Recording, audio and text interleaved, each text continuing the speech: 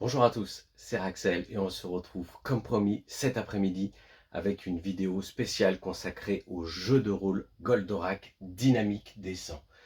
Alors, déjà, petite préambule, petite introduction, un petit rappel pour ceux qui l'auraient oublié ou qui ne savent pas ce qu'est un jeu de rôle.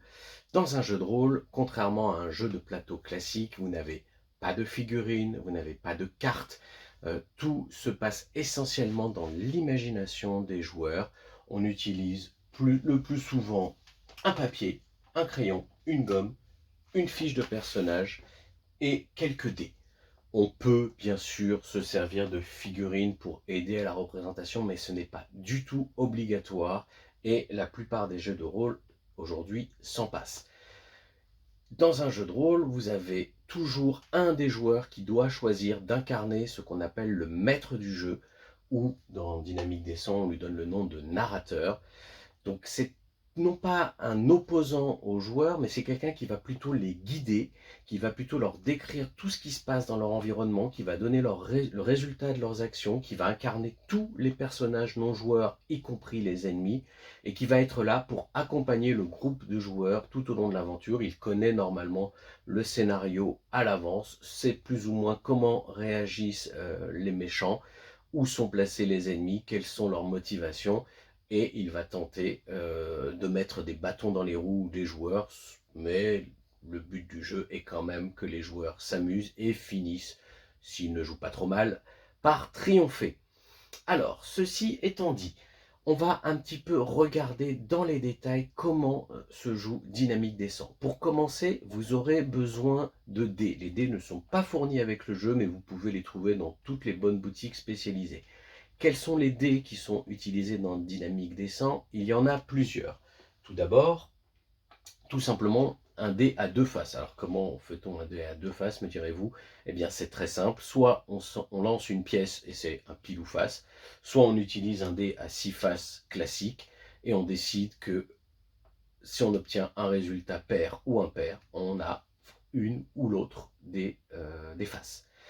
Deuxième dé qui est utilisé, c'est le dé à quatre faces, qui est comme ceci, qui est un petit dé pyramidal, pas facile à faire rouler. Vous avez également le dé à 6 faces classique, un dé à 12 faces, un dé à 8 faces, et le plus important, nous allons essentiellement utiliser 2 dés à 10 faces. Pourquoi? Car dans Dynamique des 100, les caractéristiques des personnages sont représentées par des pourcentages.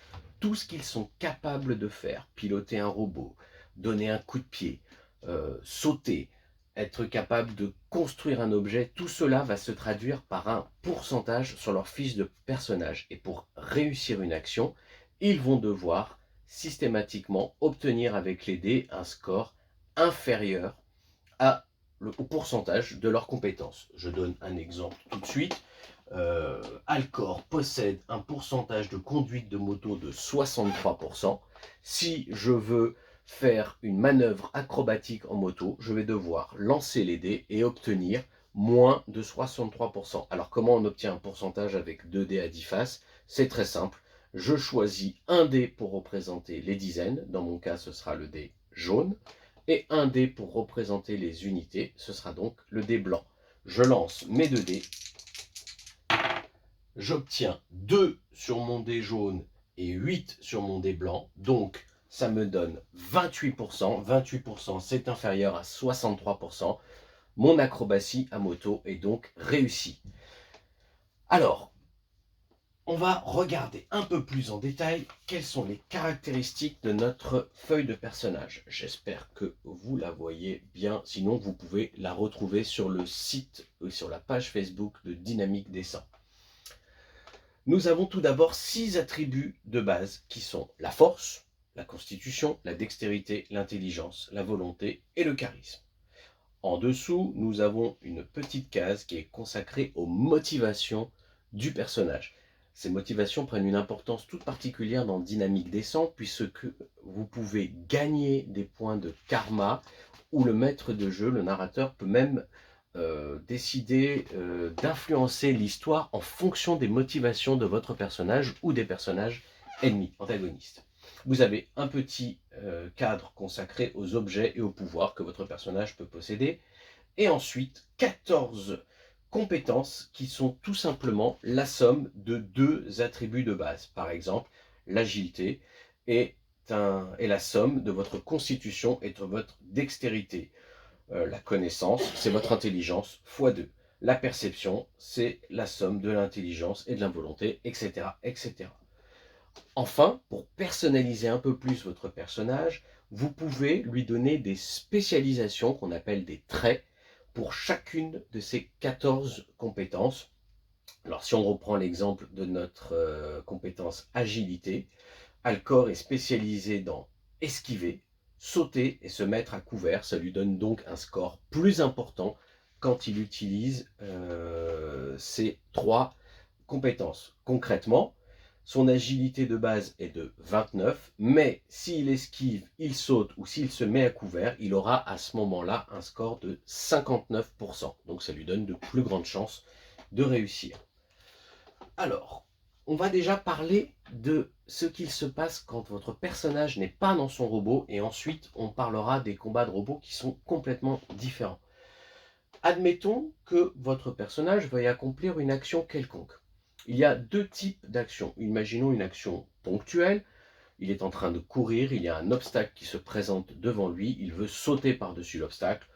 Rien de bien compliqué, on regarde son score de saut, on lance les dés, donc Alcor à 59%, je lance les dés et je vais bien voir ce qui se passe. Va-t-il réussir à sauter par-dessus l'obstacle ou pas?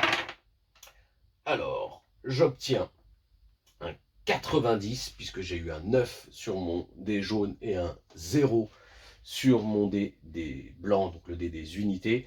Eh bien malheureusement, Alcor se prend les pieds dans l'obstacle et se ramasse lamentablement. Quelles sont les conséquences? Que va-t-il se passer? S'est-il blessé? Ça, ce sera au narrateur de nous le dire. L'action, en tout cas, est ici terminée. Autre exemple, un personnage se trouve enfermé dans une pièce et il veut défoncer la porte. À ce moment-là, nous entamons ce que le jeu appelle un conflit, c'est-à-dire qu'il va y avoir plusieurs lancers de dés et nous allons opposer les points de résolution du personnage aux points de résolution de l'obstacle. Dans l'exemple présent, les points de résolution vont être basés sur la force, puisque je veux enfoncer une porte, donc j'ai 13 en force, donc j'aurai 13 points de résolution pour cette action, et la porte va avoir une résistance de 10, donc des points de résolution de 10.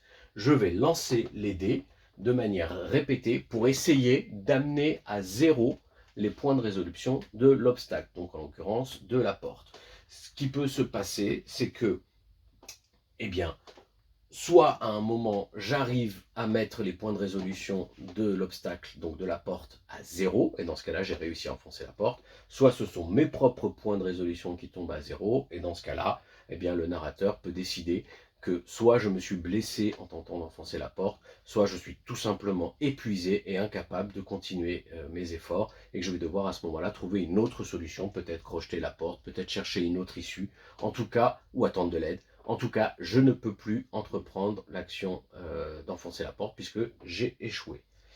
Ça, c'est pour les actions quand nous ne sommes pas à bord de nos robots géants. Mais Dynamique Descent, c'est quand même et surtout, avant tout, un jeu de combat de robots. Et c'est ce qui va nous intéresser à ce moment-là. Nous allons donc voir un petit peu concrètement comment ça se passe. Alors, pour aider à représenter, j'ai avec moi, bien que je vous ai dit que ce n'était pas indispensable, j'ai avec moi 2 figurines, une figurine de Goldorak et une autre figurine. Malheureusement, je n'avais pas la figurine du Golgoth, donc j'ai demandé à Bourriquet de bien vouloir nous servir de Golgoth. Il a gentiment accepté. Et voici donc le Golgoth que va affronter Goldorak aujourd'hui. Voilà.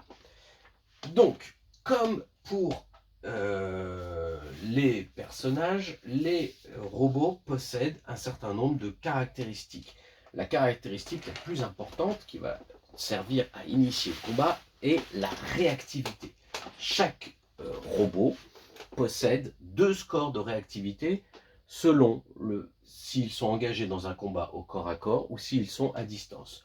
Donc par exemple, pour mon Goldorak, sa réactivité, alors pour l'instant, mes deux protagonistes sont à distance, donc je regarde la réactivité à distance et je vais la noter. Pour Goldorak, elle est de 16.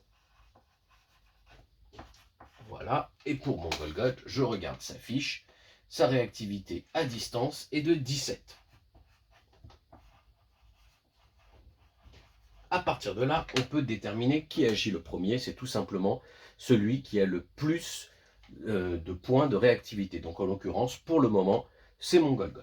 Alors, mon Golgot étant à distance, je décide, en tant que narrateur, d'utiliser un rayon. Pour cela, je vais devoir réussir un jet d'arme à distance. Le Golgot, dans sa compétence arme à distance, à 72%. Je dois donc lancer les dés et demander au joueur de Goldorak, juste avant, qu'est-ce qu'il compte faire sur cette attaque. Bien sûr, il a plusieurs possibilités. Il peut tenter de se déplacer, il peut tenter d'esquiver, il peut tout simplement décider de ne rien faire. Et Goldorak étant assez confiant sur cette attaque de Golgoth, il a déjà vu l'épisode, décide d'encaisser le coup. Ça va lui permettre d'économiser ses points de réactivité pour contre-attaquer derrière. Alors, le Golgoth lance donc les dés. J'obtiens un 83, un 8 sur mon dé jaune, un 3 sur mon dé blanc. Donc, je perds malgré tout mes 4 points de réactivité. Je passe à 13 et je rate lamentablement Goldorak. Rien d'étonnant. On sait très bien, vous et moi, que les Golgoth n'ont jamais été très doués. Goldorak, à ce moment-là, en profite. Il décide de se déplacer et de se rapprocher du Golgoth parce qu'il a envie de l'attaquer au corps à corps. Donc, j'utilise l'action se déplacer. Cette action coûte 10 points de réactivité et je passe donc à 6 points. Du coup, le Golgoth, avec ses 13 points de réactivité, reprend la main et devient de nouveau le premier à agir. Comme Goldorak est au corps à corps, il va tenter une attaque à main nue. Cette attaque coûte 3 points de réactivité. Et on utilise cette fois-ci le score de combat au corps à corps. Le Golgoth a 75 en combat au corps à corps. Donc je dois essayer d'obtenir moins de 75 avec mes 2 dés à 10 faces. Il va à... J'obtiens un 2 sur mon dé jaune, un 8 sur mon dé blanc. Ça fait donc 28%. Potentiellement, l'attaque peut toucher. Je n'ai pas demandé au joueur de Goldorak ce qu'il comptait faire. Le joueur de Goldorak décide d'encaisser le coup. On va voir s'il a eu raison ou pas. Alors, les dégâts que peut occasionner le Golgoth de cette manière, c'est un dé 2 plus 2. Donc comme je vous ai expliqué tout à l'heure, pour un dé 2, c'est pile ou face, pile 1, face 2, ou alors lancer un dé à 6 faces, résultat pair 2, résultat impair 1. Donc je lance mon dé à 6 faces, j'obtiens 1, donc résultat impair, donc c'est 1, plus 2, donc j'ai potentiellement 3 points. Je consulte à ce moment-là mon tableau des dégâts. Il y a énormément de tableaux dans le jeu. Donc, je suis dans la situation précise du défenseur qui a un échec, puisque Goldorak a décidé de ne pas parer, et l'attaquant a une réussite. Je lis à ce moment-là que l'attaquant peut faire un jet de dégâts, c'est ce que nous venons de faire, et il gagne un effet de combat. Donc, il y a un certain nombre d'effets de combat qui sont décrits ici. Je ne vais pas tous vous les lire, vous regarderez vous-même quand vous aurez le jeu entre les mains. Pour cet effet de combat, je décide d'acquérir le coup précis qui me permet de cibler une zone particulière du robot de Goldorak. À ce moment-là, je choisis de cibler son bras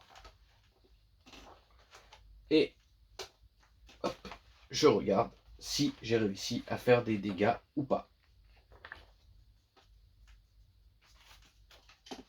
Alors, hop, le temps de trouver la bonne page. Donc je suis à main nue.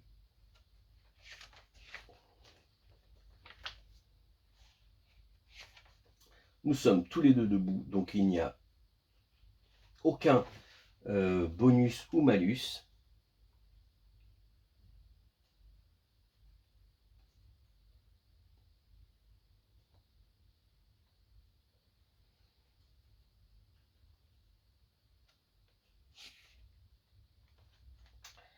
Eh bien, je regarde donc, j'ai fait 3 points de dégâts. Goldorak, sur son bras droit, a une robustesse de 14. Autrement dit, j'ai à peine effleuré la peinture de Goldorak. J'en suis à 10 points de réactivité. Je peux à nouveau tenter une attaque. Je décide cette fois-ci d'économiser mes points pour tenter d'obtenir une attaque plus puissante au tour d'après. Goldorak à ce moment-là en profite. Il utilise 4 points de réactivité pour préparer son Astéro H, car comme je l'ai dit, il a déjà vu l'épisode, il n'a pas envie de perdre de temps. Donc hop.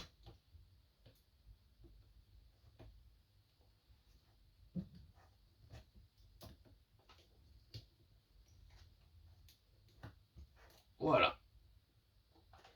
Ça lui prend par contre pratiquement tous ses points et donc il ne pourra plus agir ce tour-ci. Le Golgoth n'étant pas fou, il a vu que l'Astéro H était sorti, il décide de se remettre à distance et utilise donc ses 10 derniers points de réactivité pour cela. Maintenant, comme Goldorak a dégainé son Astéro H, il a un bonus sur sa réactivité. Il a un bonus de 8 points. Donc sa réactivité pour le prochain round, puisque nous démarrons un deuxième round, sa réactivité passe à 23 contre toujours 17 pour le Golgoth. Cette fois-ci, Goldorak agit en premier. Il décide de foncer sur le Golgoth. Donc il utilise 10 points de réactivité. Et il se retrouve donc au corps à corps. Si je compare mes scores, le Golgoth a maintenant 17 en réactivité, Goldorak 13, c'est donc au tour du Golgoth d'agir. Le Golgoth sent un petit peu ce qui lui arrive, là il voit une Astéro H lui arriver dessus, à mon avis il ne doit pas se sentir très bien. Il tente le tout pour le tout et lance à nouveau son rayon, donc ça va lui coûter 4 points de réactivité. À nouveau Goldorak fait confiance à son alliage super résistant et décide de ne pas réagir. Donc le Golgoth doit tenter de toucher avec son score de 72% d'arme énergétique.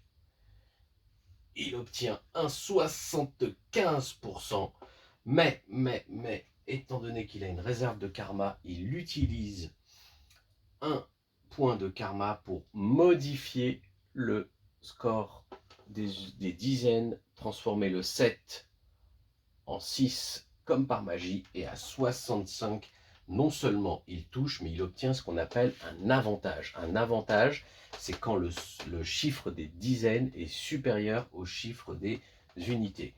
Je regarde à ce moment-là ce qu'il se passe dans mon tableau. Nous sommes donc en échec pour le défenseur et en avantage pour l'attaquant. L'attaquant peut faire un jet de dégâts et gagne 2 effets de combat d'avantage. Donc nous allons choisir le dégât maximum, par exemple, et un coup précis. Ce sera les 2 effets que je choisis d'appliquer. Donc le dégât maximum, je n'ai pas besoin de lancer le dé, j'ai directement la puissance maximum pour l'arme. Donc sur un dé 8, j'ai 8. Et en plus, je tire sur un coup précis. Donc cette fois-ci, je vais essayer de voir s'il y aurait une zone qui serait peut-être plus sensible qu'une autre sur Goldorak, hein, malheureusement. Même en touchant à la tête, la robustesse est de 12, donc je n'arrive pas à entamer la robustesse de Goldorak. Autour de Goldorak, il utilise donc son fameux Astéro H et va lancer les dés. Il a encore un score de 75 plus le bonus de 8, puisqu'il est équipé de son Astéro H. Non, pardon, il a 75, le bonus c'était sur sa réactivité, autant pour moi. Donc, j'obtiens 25, ce qui est largement assez pour toucher. Je barre 8 points de réactivité, il m'en reste donc 5. Le Golgoth va tenter son va-tout pour esquiver. Esquiver coûte également 5 points. Et c'est un score de corps à corps. Alors, il obtient 57, donc nous sommes dans une situation où nous avons une double réussite. Que se passe-t-il dans ces cas-là? La défense réussit et celui qui a obtenu le résultat le plus élevé sur son jet gagne un effet de combat tactique. Alors, un effet de combat tactique, ce sont des effets qui sont là, qui vont me donner un avantage pour le prochain round. Donc, concrètement, j'ai balancé mon Astéro H sur le Golgoth. Celui-ci, dans un réflexe désespéré, a réussi à esquiver ma lame, mais je me suis placé en bonne position pour pouvoir porter le prochain coup. Alors, et le combat continue de cette manière. Le round se termine au moment où un des joueurs décide de ne plus agir et que deux joueurs décident de ne plus agir ou qu'ils n'ont plus de points de réactivité. Et à ce moment-là, on démarre un nouveau round et ainsi de suite, et ainsi de suite, et ainsi de suite. Voilà, bien sûr, je vous ai détaillé les règles de manière... Enfin, je ne vous ai pas détaillé les règles, je suis resté volontairement assez vague. Il y a beaucoup d'autres options qui rentrent en jeu. Les robots qui changent de forme en cours de combat, la possibilité de voler, de faire des attaques à distance, de faire énormément de choses. Il y a énormément, vraiment beaucoup de choses qui ont été prises en compte. Regardez simplement la liste des effets de combat, c'est juste énorme. Donc voilà, j'espère que ça vous a donné une idée un peu plus précise de la manière dont fonctionne ce jeu de rôle. En tout cas, foncez l'acheter. Et puis moi, il ne me reste plus qu'à rassembler quelques amis et à me lancer dans la lutte contre les forces de Vega. Bientôt.